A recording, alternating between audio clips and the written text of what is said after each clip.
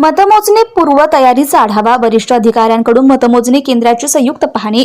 जालना शहर महापालिकेसाठी 15 जानेवारी 2026 रोजी मतदान प्रक्रिया पार पडणार असून 16 जानेवारी 2026 रोजी मतमोजणी होणार आहे।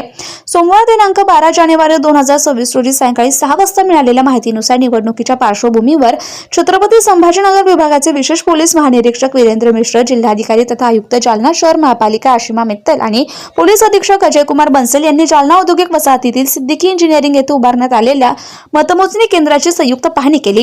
या पाहणी दरम्यान अप्पर पोलीस अधीक्षक आयुष नोपानी, प्रशिक्षणार्थी IPS जान्हवी शेखर, पोलीस उपाधीक्षक अनंत कुलकर्णी, अतिरिक्त आयुक्त अर्जुन गेराम आणि तहसीलदार सुमन मोरे उपस्थित होते। अधिकाऱ्यांनी मतमोजणी केंद्रातील सुरक्षा कक्ष, प्रवेश निर्गमन मार्ग, CCTV यंत्रणा, अग्निशमन व्यवस्था, वीज पुरवठा, पिण्याच्या पाण्याची सुविधा तसेच अधिकारी आणि कर्मचाऱ्यांसाठी आवश्यक सोयी सुविधांचा सविस्तर आढावा घेतला।